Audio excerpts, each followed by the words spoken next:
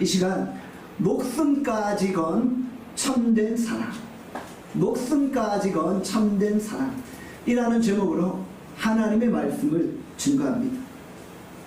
현대인들이 참 외로움을 많이 느끼는 것 같아요. 주변에 많은 사람들이 있는데도 현대인들 대부분은 자신들이 외롭다고 느끼고 있는 거예요. 자신이 혼자라고 느끼고 있는 거예요. 주변에 많은 사람들이 있다고 해서 그게 무슨 소용이에요? 나는 외로운데, 이렇게 생각합니다. 진정 마음을 터놓고 자신의 고민을 나눌 수 있는 친구 한 명이 없다고 느끼고 있다. 우리가 정말 평생에 나와 함께 할 수 있는 친구가 한 명만 있어도 내 자신이 정신적으로 무너지지 않아. 정말 내가 의지할 수 있는 친구 한두 명만 있어도 그와 교제하고 대화하며 어려움들을 극복해낼 수 있다는 거예요. 그런데 막상 돌아보면 그런 진정한 참된 친구 한두 명이 없다고 느낀다는 거예요. 여러분들에게는 과연 그런 친구가 있나요? 정말 나에게 진정한 친구, 참된 친구가 누구인가요? 머리에 떠오르는 사람이 있나요? 신앙생활을 하면 고난이 있다고. 신앙생활은 고난의 연속이에요. 하나님이 우리에게 때때로 고난을 허락하실 때가 있어요. 그러나 그 고난을 이겨낼 수 있는 피할 길도 허락하실 겁니다. 그런데 하나님이 어떻게 피할 길을 주세요? 나의 진정한 친구를 통해서 피할 길을 열어주십니다. 내가 어려움 당할 때 나를 돕는 누군가를 보내신답니다. 나와 함께 할 수 있는 진정한 친구를 보내셔서 내가 당하는 고난을 이겨내게 하신다는 거예요. 그런 의미에서 다윗은 참으로 행복한 사람이었어요. 왜냐하면 다윗은 자신을 위해 목숨까지 내어줄 수 있는 친구 요나단이 있었기 때문이다. 우리가 핍박을 당할 때 그 핍박을 이겨낼 수 있는 돕는 자를 붙여주신다는 사실을 여러분들 기억하시고 하나님께 요나단과 같은 진정한 친구를 달라고 기도하시길 바랍니다. 고난을 헤쳐나가기 위해 나를 돕는 자가 필요한데 하나님 나에게 요나단과 같은 그런 진정한 친구를 보내주십시오. 이렇게 기도할 수 있기를 바랍니다.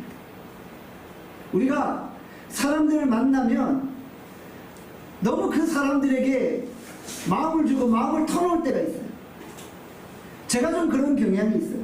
그래서 누군가를 만나면 그냥 있는 이야기 없는 이야기 다 털어놓는 거예요.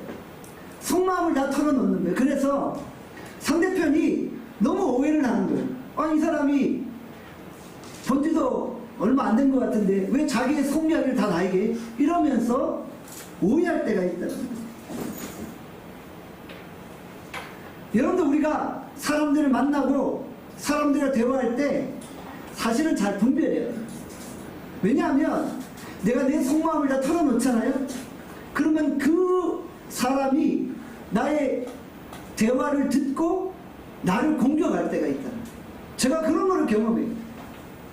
내가 내 이야기를 다 했어요. 그런데 그 사람은 그걸 가지고 나를 공격합니다. 나는 그 사람이 나의 정말 진정한 친한 친구라고 생각해서 내 이야기를 한 거잖아요. 그런데 그 사람은 내 이야기를 듣고 그걸 이용해서 나를 해하고 공격하려고 한다는 것이죠. 그러니까 우리가 사람을 만나면서 그 사람을 잘 분별할 필요가 있는 것 같아요. 어떨 때 보면 이 사람이 나에게 도움이 되는 사람인 것 같은데 돌아보니까 나를 공격하는 사람이었어요. 그리고 어쩔 때는 이 사람이 나에게 해가 되는 사람 같았는데 막상 돌아보니까 나에게 도움이 되는 사람이었다. 그러니까 우리가 사실 사람을 잘 분별하지 못할 때가 있어요. 그렇기 때문에 하나님의 도우심을 구하고 하나님의 은혜를 구해야 되는 것이죠.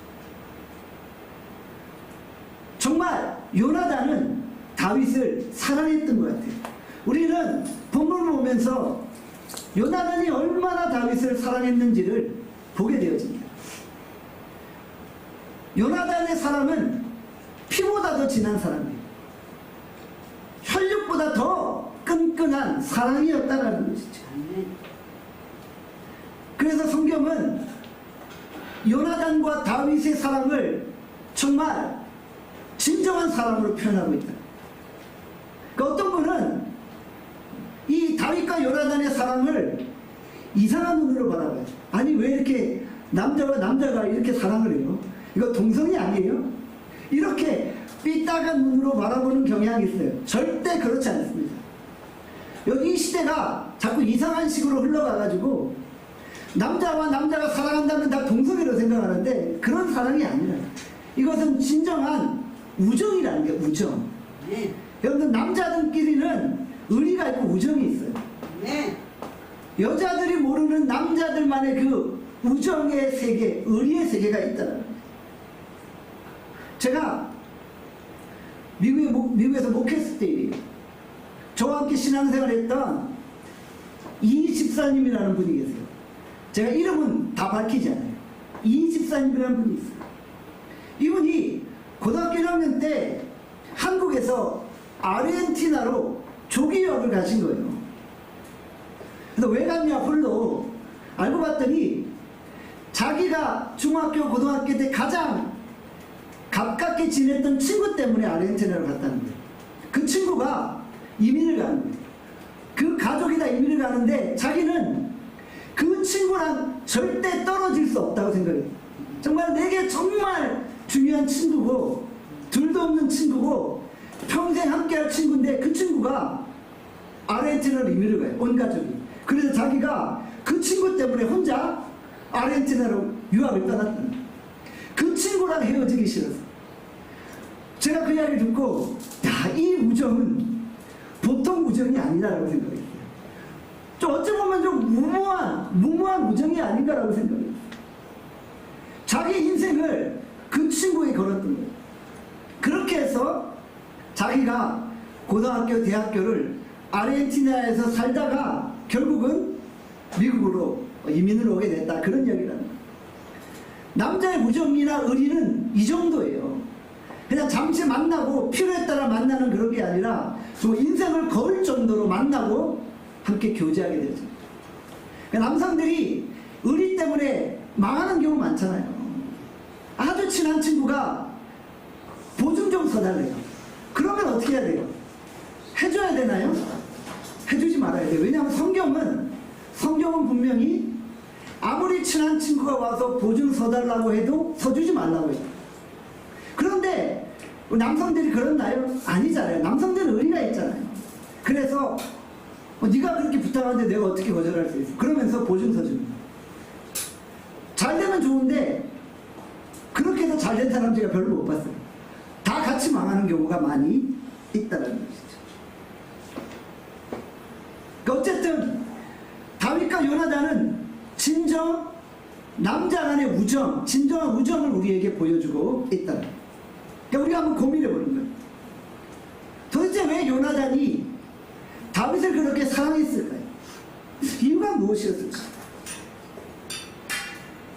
요나단은 하나님을 사랑했기 때문에 다윗을 사랑한 거예요.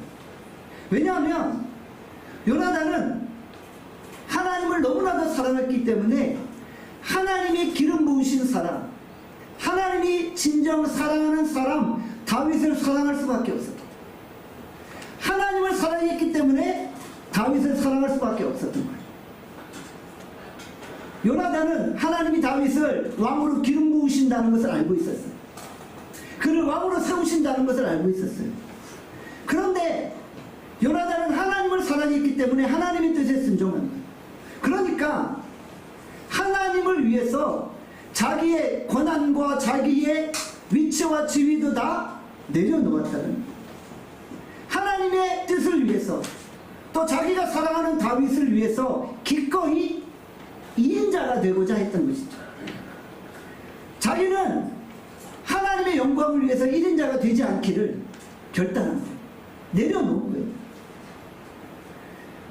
권력자가 권력을 내려놓는다는 게 결코 쉽지 않아요.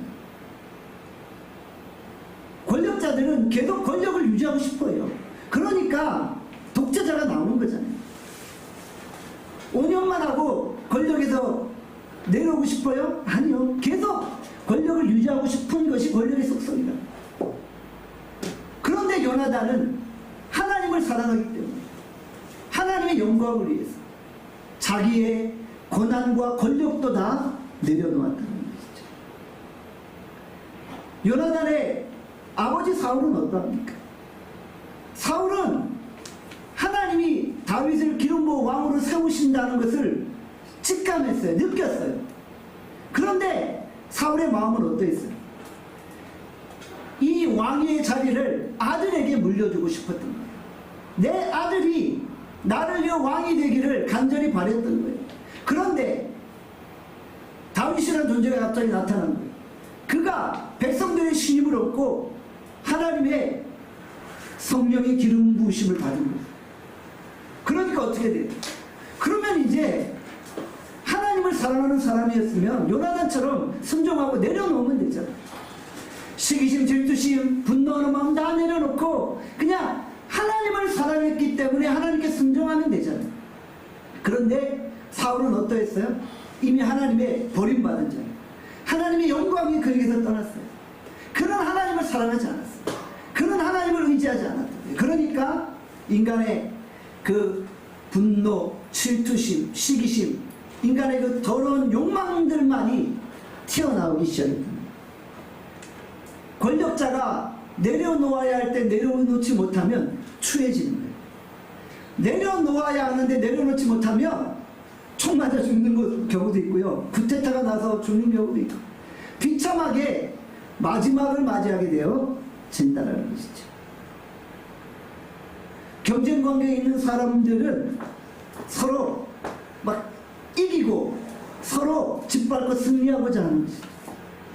그래서 눈에서 불꽃이 튀고 심상치 않은 기류가 감지되어지잖아요. 그럴 때 사탄이 그 빈틈을 노리고 들어가서 우리를 무너뜨리고 또 공동체를 무너뜨리고 이스라엘 공동체가 막 지금 무너지는 소리가 들리잖아요. 인간이 가지고 있는 이 사사로운 감정을 사단이 공격해서 공동체를 무너뜨리고 내 개인을 무너뜨릴 수 있다. 모든 조직이 마찬가지예요. 모든 조직 안에 갈등이 생기잖아요.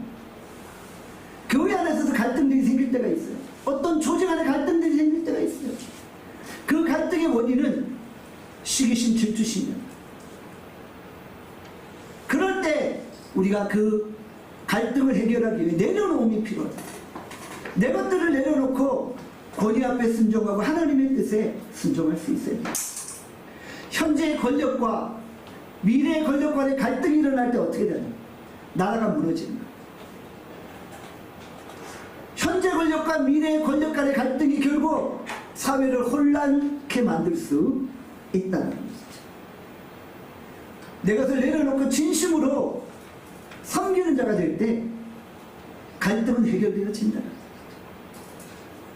정말 사랑하는 사람이 나타나면 나를 내려놓고 상대방을 통해 자신의 비전을 이루고자 합니다. 요나단이 그러했다. 요나단이 정말 다윗을 사랑하니까 내 것을 내려놓고 다윗을 통해 하나님이 주신 자신의 비전을 이루고자 했다. 요나단이라고 왜 왕이 되고자 하는 마음이 없었겠어요. 자기도 멋지게 정말 왕이 되어서서 나라를 잘 다스리고 이스라엘을 태평성대로 만들고 싶다라는 비전이 있었겠죠. 그가 황태자였는데, 그러나 하나님을 사랑하고 다윗을 사랑하니까 내 것은 내려놓고 다윗을 통해 나의 비전, 하나님의 꿈을 이루고자 했다는 것이죠. 정말 우리는 구약 성경 안에서 다윗과 요나단의 관계를 이상적인 성도의 관계, 친구의 관계로 표현하고 있다. 신약에도 다윗과 요나단과 같은 관계가 등장하죠. 누구와 누구의 관계입니까? 바울과 브리스길라 아굴라 부부의 관계입니다. 바울과 브리스길라 아굴라 부부는 서로 목숨까지 내어줄 정도로 사랑하고 협력하고 돕는 관계였다는 것이죠. 로마서 16장 3절에서 4절의 말씀합니다. 로마서 16장 3절에서 4절 말씀 함께 읽습니다. 시작.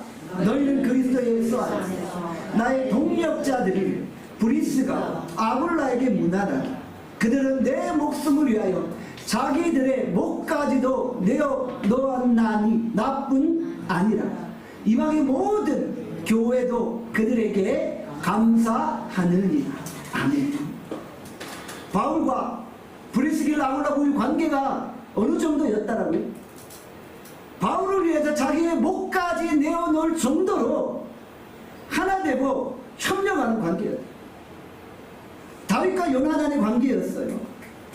그러니까 바울이 어디를 가든지 브리스길라 아굴라 부부가 장막을 만들며 텐트 메이커로 함께 동력하고 있어요. 함께 선교비를 지원해주고 함께 선교 여행을 다니면서 주의 일을 감당하는 거예요. 브리스길라 아굴라 부부는 바울을 통해서 하나님의 꿈을 이루고자 했습니다. 자신은 인자가 되어지고 바울을 통해 하나님의 비전을 이루고자 했다는 것이죠. 사랑하는 여러분, 오늘 우리 나눔교회 성도들의 관계가 다윗과 요나단의 관계, 바울과 브리스길라 아굴라 부부와 같은 관계가 되어질 수 있기를 주님의 이름으로 축원합니다. 제가 이 말씀을 준비하며 하나님께 이런 기도를 했어요. 하나님, 우리 나눔교회에 브리스길라 아굴라 부부, 정말 요나단과 같은 성도 10명, 10가정을 보내주십시오. 이렇게 기도합니다. 정말 교회를 위해, 목회자를 위해 목이라도 내어줄 정도로 헌신하는 그런 믿음의 가정들 10가정을 보내주십시오. 여러분들, 이런 헌신된 가정들이 세워져야지 교회는 서게 되는 거예요. 그냥 놀러 왔다 가듯이 잠시 왔다 떠나는 그런 성도들이 아니라 정말 주를 위하여서 하나님을 사랑하기 때문에 하나님을 위하여서 목이라도 내어줄 그런 믿음의 가정들이 세워지게 해주십시오. 그런 간절한 기대와 소망을 가지게 되었다는 것이죠. 제가 아는 목사님이 교회를 개척하셔서 제가 그 개척 예배에 참여했던 기억이 나요. 그런데 이분이 교회를 개척하는데 시작할 때부터 우리 나눔교회 정도의 규모로 시작되어집니다. 그러니까 이유를 물어봤더니 이분이 전도사 시절에 영국으로 7년을 유학을 가시는 거예요. 근데 유학을 가실 때 그 전에 성도들이 잠시 모였던 거예요. 이 성도들이 목사님이 7년 유학하시는 동안 우리가 목사님의 유학 학비를 내고 오시면 목사님과 함께 교회를 개척해서 함께 신앙생활 하겠습니다. 결단을 하신 거예요. 그리고 7년 동안 한결같이 목사님을 기다린 거예요. 이 성도들이 각자 집 근처에 있는 지역교회를 섬기며 목사님이 오시기만을 기다린 거예요. 저는 그 성도들 보면 대단하다고 그랬어요. 아니, 목사님이 유학을 마치고 언제 올지를 누가 알아요? 학위를 못 끝낼 수도 있고 그렇게 있다가 나가 영국에 눌러 살 거야 라고 말하실 수도 있고, 그런데 그냥 한결같이 기다린 거예요. 목사님도 내가 빨리 공부 끝내고 한국 돌아가야지 이 생각만 하신 거예요. 그리고 7년 유학생활을 마치고 딱 돌아오자마자 바로 개척한다고 하니까 흩어졌던 성도들 20여 명이 쫙 모인 거예요. 그리고 교회가 개척되는 거예요. 그러니까 목사님이 개척 예배 때 이야기를 하시는데 제가 얼마나 감동이 되는지 몰라요. 야, 그 성도들 정말 대단하다. 7년을 하루같이 자기 교회 담임 목사님, 그 당시 전도사님만 기다리고 있었던 거예요. 우리 목사님 오시면 이제 여기에 교회가 개척된다, 이런 비전을 가지고 함께 했던 거예요. 그러니까 교회가 규모가 크지는 않아요, 지금도. 그러나 정말 성도들과 목회자의 관계가 브리스길라 아굴라 부부와 바울과의 관계예요. 서로 목이라도 내어줄 정도로 함께 연합하면서 교회를 세워나가고 있다는 것이죠. 정말 우리 나눔교회가 정말 주의 영광을 위해서 끝까지 함께 동행할 수 있기를 바랍니다. 주의 나라 영광을 위해서 우리가 정말 한평생 같이 하는 믿음의 행진을 쌓아 나가는 거예요. 그럴 때 하나님이 그 공동체 위에 크신 은혜를 베풀어 주시는 줄 믿습니다. 정말 우리 나눔교회 주께서 그런 믿음의 가정 10가정이 아니라 100가정을 보내주실 줄 믿음으로 고백합니다. 아멘. 요나단이 이제 다윗에게 다시금 나갑니다. 그리고 어떻게 하서든지 아버지 사울을 설득해서 다윗을 살리고자 했다. 요나단의 마음은 오직 다윗을 살려서 다윗이 함께 왕궁에 거하는 거예요. 요나단은 다윗이 아무런 잘못이 없는지를 정확하게 알고 있었어요. 사무엘상 20장 1절에 말씀합니다. 사무엘상 20장 1절 말씀 같이 읽습니다. 시작. 다윗이 라마나에서 도망가서 요나단에게 이르되 내가 무엇을 하였으며 내 죄악이 무엇이며 내 아버지 앞에서 내 죄가 무엇이기에 그가 내 생명을 찾느냐. 다윗이 이렇게 요나단에게 말하니까 요나단이 뭐라고 해요? 맞다. 너 아무 잘못이 없어. 네가 왕에게 잘못한 거 하나도 없어. 나는 너의 편이야 라고 이야기하죠. 혈육보다 이 끈끈한 우정이 더 강한 것 같아요. 아버지와 아들 사이의 혈육보다 다윗과 요나단 사이의 그 끈끈한 우정이 더 강력했던 것 같아요. 지금 요나단은 끝까지 다윗 편을 듭니다. 내가 아무 잘못한 것도 없고 나는 너의 편이다라고 이야기하고 있다는 거예요. 그러면서 요나단은 다시금 아버지 사울을 설득하게 시도하고 있다는 거예요. 그리고 다윗에게 말합니다. 내가 아버지를 설득해서 너를 다시 왕국으로 데려오게 하겠다. 다윗은 요나단의 그 제안을 수용하고 있어요. 사실 다윗은 사울 왕의 마음이 바뀔 거라고 기대하지 않았을 거예요. 기대할 수도 없는 사람이에요. 왜냐하면 벌써 한 여러 번 창으로 자기를 죽이려고 했잖아요. 그러나 정말 사랑하는 요나단의 제안이기 때문에 받아들여 준 거예요. 사실 내가 정말 사랑하는 요나단이 그런 제안을 했기 때문에 내가 한 번 더 사울 왕에게 기대를 걸어보겠다 라고 생각했던 것입니다. 다윗은 매달 초하루에 왕과 함께 식사를 합니다. 매달 초하루에 왕은 그 당시 주요 강요들과 함께 식사 자리를 가지게 되는 거예요. 매달 초하루 식사는 주요 강요들이 반드시 참여해야 되는 그런 자리였어요. 그래서 군대 장관 아브넬도 참여해요. 황태자 요나단도 참여해요. 다윗도 그 자리에 있어야 하는 거예요. 그런데 초하루 이 식사 자리에 만찬 자리에 다윗이 없었던 거예요. 사울은 이 자리에서 다윗을 죽이려고 계획을 세울 수도 있었어요.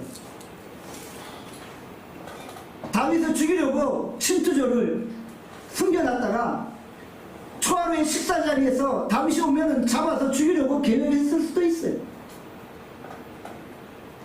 이 자리에 다윗이 없는 것을 보면서 사울이 요나단에게 묻는 거예요. 뭐라고 묻습니까? 사무엘상 20장 27절입니다. 27절 말씀 같이 읽습니다. 시작. 이튿날고 그 달의 둘째 날에 다윗의 자리가 여전히 비어있으므로 사울이 그의 아들 요나단에게 묻되 이새의 아들이 어찌하여 어제와 오늘 식사에 나오지 아니하느냐 하니. 초하루 식사에도 나오지 않았어요. 둘째 날 식사에도 나오지 않았어요. 그러니까 첫째 날 식사에 나오지 않았을 때 사울이 이런 생각을 했어요. 다윗이 어떤 율법을 어긴 부정한 일을 했기 때문에 오늘은 이 식사 자리를 피한 것이 아닌가 라고 생각했어요. 모세율법에 보면 사람이 뭐 시체를 만지거나 부정한 것을 만지면 하루 동안 부정하게 되는 거예요. 그때는 격리되어져야 하는 거예요. 그래서 사울이 혹시 다윗이 율법을 어긴 부정한 일을 행했기 때문에 하루 나오지 않았나? 라고 생각했었어요. 앞부분에 그런 내용이 나와요. 자, 그런데 둘째 날에도 다윗이 식사 자리에 나오지 않는 거예요. 그때 사울이 누구에게 물어요? 요나단에게. 왜 요나단에게 물었을까요? 다른 신하들에게 물어야 되는 거예요, 사실은. 근데 왜 요나단에게 물었을까요? 요나단과 다윗의 관계를 알고 있었다. 요나단과 다윗이 어떠한 관계에 있는지를 알고 있었다. 그래서 요나단에게 묻고 있는 거예요.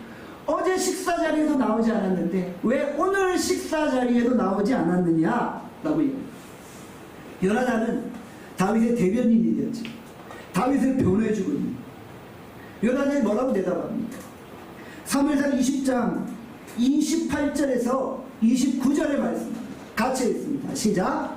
요나단이 사울에게 대답하되 다윗이 베들레헴으로 가기를 간청하여 이르되 원하건대 나에게 가게 하라. 그러니까 요나단이 다윗에게 베들레헴으로 가라고 말했다는 거예요. 다윗이 이 중요한 왕과의 식사 자리를 참여하지 않고 베들레헴으로 가겠다고 하길래 내가 허락했다라고 이야기합니다. 내가 가라고 했다고, 자기가 다 책임을 지겠다고 합니다. 그런데 사울의 머릿속에는 어떤 생각이 있었을까요? 이 자리에 오면은 그를 잡아서 이제는 죽여버릴 거야 라는 계획을 가지고 있었는데 요나단이 그 계획을 다 망쳐버린 것입니다. 그때 사울이 막 분노하기 시작하죠. 요나단은 지금 사울의 반응을 살피고 있습니다. 반응을 살펴보다가 만약에 사울이 긍정적인 반응을 보내면 빨리 다윗을 불러 식사 자리로 오라고 그렇게 말하려고 했던 거예요. 이미 다 계획을 세워놨잖아. 사울왕이 너를 긍정적으로 생각하면 내가 사인을 보낼 테니까 빨리 왕궁으로 돌아오라 라고 다 계획을 세워놨잖아. 그래서 지금 사울의 반응을 보고자 했다. 사울이 어떻게 반응합니까? 사무엘상 20장 30절 말씀 같이 읽습니다. 시작. 사울이 요나단에게 화를 내 그에게 이르되 폐영 무도한 계집의 소생아 내가 이새의 아들을 택한 것이 내 수치와 내 어머니의 벌거벗은 수치됨을 내가 어찌 알지 못하랴.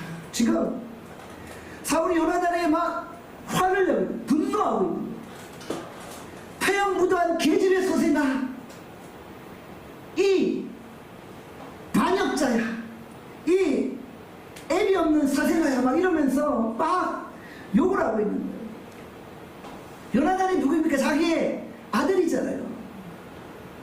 폐영무도한 계집의 소생하려면 누굴 욕하는 거예요? 자기 아내를 욕하는 거예요. 사울이 지금 자기 아내 요나단의 어머니를 욕하는 거예요.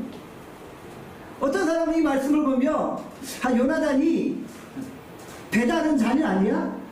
배다른 자녀 아니야? 뭐 남의 집 자녀 아니야? 주소온 자녀 아니야? 생각하는데 그렇지 않아요. 사울의 뱃속에서 나온 아들이에요. 그런데 사람이 분노하니까 뭐라고 말해요? 이 폐영무도한 계집의 소생, 이 사생아야, 이 반역자야, 이러면 분노를 억제하지 못하는 거예요. 여러분들 지금 사울이 왜 화를 내고 있어요? 화를 내는 이유는 한 가지예요. 요나단, 네가 나를 이어 왕이 되어야 되는데 왜 다윗이 왕위를 노리고 있냐? 너 바보 아니냐? 너 어리석은 자 아니냐? 이 왕자리 네 건데 왜 다윗에게 뺏기냐? 이거 이야기하는 거예요. 그런데 요나단의 마음은 어때요? 이미 다윗을 위해 목숨까지 바치고자 결단한 거예요. 자기에게는 왕권보다, 왕위보다, 권력보다 다윗이 더 소중한 거예요. 그러니까 아버지와는 생각이 완전히 다른 거예요. 아버지는 이 멍청한 놈아, 네가 왜 왕위 자리를 다윗에게 뺏겨, 이렇게 지적하고 있지만 요나단은 이미 자기의 왕권을 다 내려놓고자 결단하고 있었다.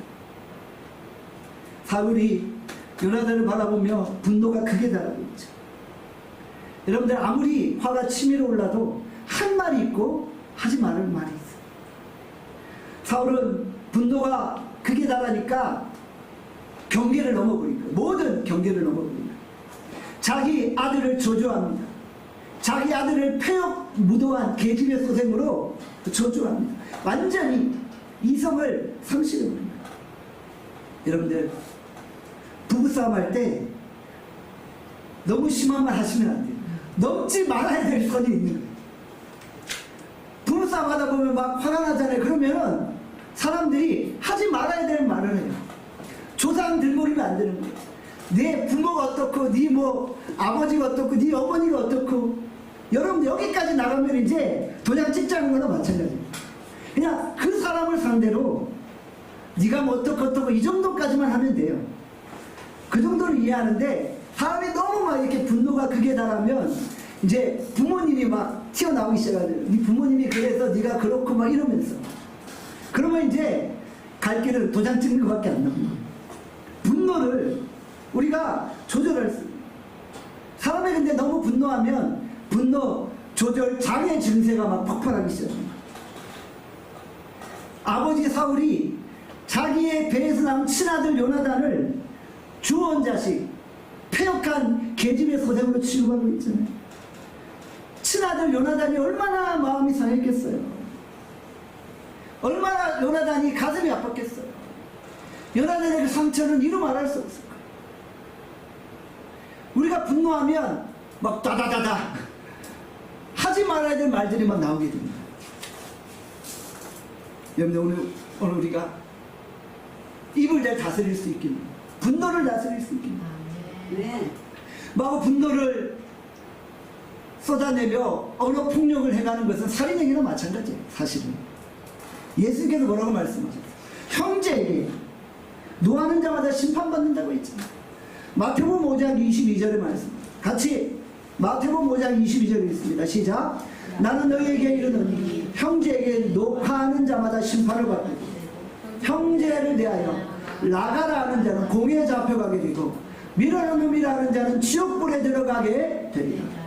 여러분들 이렇게 분노를 쏟아내며 사람들에게 저주하고 막 나가라고 하고 노하고 막 이렇게 욕하는 자는 심지어는 지옥불에 들어가야 된다. 이건 살인행위나 마찬가지야. 우리가 말로 상대방을 공격할 때 그 공격의 배후가 있음을 우리가 잊지 말아요. 사단이 우리를 공격하고 있다는 사실을 우리가 기억해야 돼요. 우리 내면에 있는 모든 분노를 향해 예수 이름으로 떠나갈지어다 외쳐야 돼요. 부부싸움 하다가 분노가 생기면 분노는 예수 이름으로 떠나갈지어다 라고 하고 입을 닫아야 돼요. 말을 절제해야 돼요. 평범한 사람도 분노가 생기면 어느 순간 사이코패스적인 기질이 나오게 돼요. 애플 창업자인 스티브 잡스가 수많은 직원들이 보는 앞에서 실수한 어떤 직원에게 분노를 쏟아냅니다.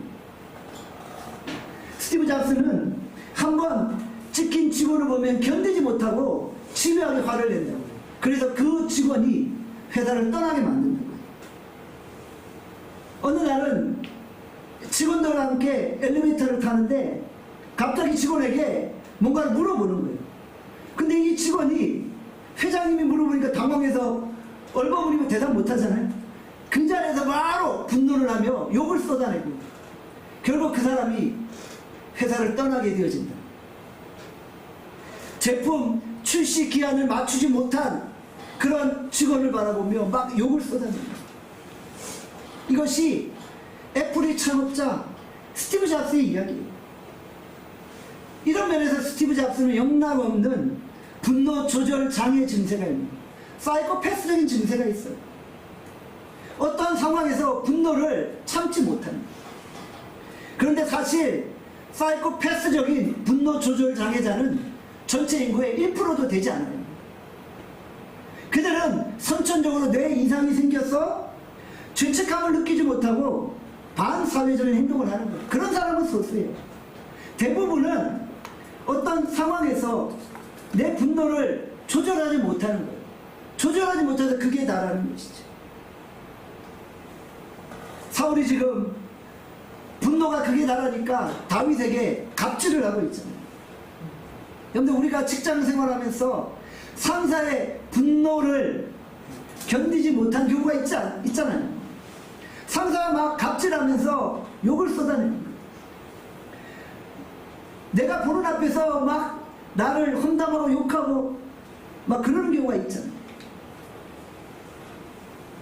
올 한 해 동안 직장 생활하면서 괴롭힘 당하신 적 있나요? 언어 폭력 당하신 적 있나요?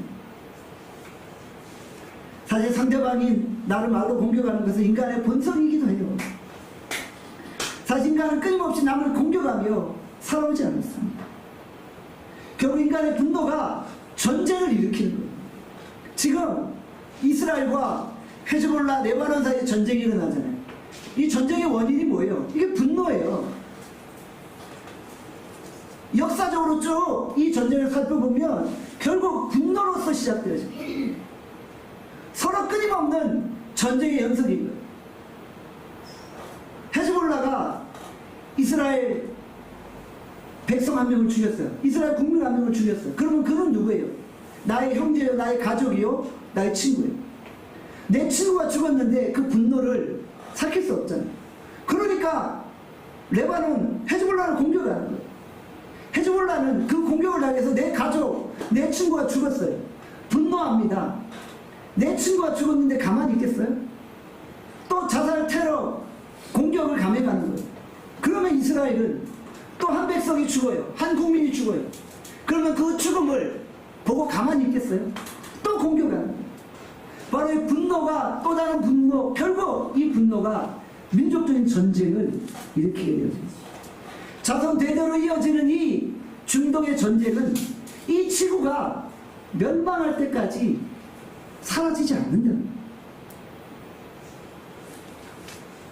여러분들, 올 초에도 제가 분노와 관련된 비슷한 설교를 했던 것 같아요. 분노는 나를 무너뜨리고 이웃을 무너뜨리고 하나님과의 관계를 무너뜨리고 공동체를 무너뜨리고, 저도 내면에는 분노가 생길 때 자꾸 그 기도로 이겨내려고. 왜냐하면 그것이 밖으로 분출되어질 때 관계들이 다 깨지기 때문에. 분노는 하나님과 관계를 멀게 만들고 이웃과의 관계를 멀게 만들고 전쟁을 일으키게 만든다는 것 우리가 기억해야 합니다. 우리가 그리스도의 사랑 안에서 분노를 극복할 때 비로소 모든 관계가 회복되어집니다. 예수님이 왜 이 땅에 오셨어요? 인간의 분노와 갈등을 해결하기 위해서 이 땅에 오신 거죠. 인간 스스로 분노와 갈등과 그 분쟁을 해결할 수 없기 때문에 예수님이 이 땅에 오셔서 모든 관계를 회복시키신 거죠. 인간 사이에 막힌 담, 하나님과 인간 사이에 막힌 담을 다 허물어 버리시고 모든 인류로 평화하게 하신 거죠. 예수님은 평화의 사도로 이 땅 가운데 오신 거죠. 우리가 우리 안에 있는 모든 내면의 분노를 다 그리스도 안에 해결받고 이제 주 안에서 정말 평화의 삶을 살아가요. 피스메이커로 살아가야만 한다. 사무엘상 20장 33절에 뭐라고 말씀합니까? 20장 33절 제가 읽도록 하겠습니다. 사울이 욘나단에게 단창을 던져 죽이려 한지라. 결국 사울이 자기의 분노를 절제하지 못하니까 자기 아들 보는 앞에서 아들에게 창까지 던져버립니다. 이 정도 되면 이제 심각한 병적 증세가 나온 거예요. 다윗은 죽이려고 할 수 있어요. 다윗은 자기가 너무 시기하고 질투하고 미워하는 사람입니다. 그런데 다윗을 도와주는 자기 아들까지 참으로 죽이려고 합니다. 요나단이 날렵한 장수가 아니었으면 그 창에 맞아 죽었을 수도 있었어요. 사실 요나단은 죽은 거나 마찬가지예요. 부모와의 정이 이제 완전히 끊어져 버린 거예요. 얼마나 상처가 컸겠어요. 자기 아버지가 자기 눈앞에서 자신을 향해 창을 던져요. 그리고 왜 맨날 사울 옆에는 창이 있어요? 야, 심심하면 창 던져. 분노가 생기기만 하면 창 던져.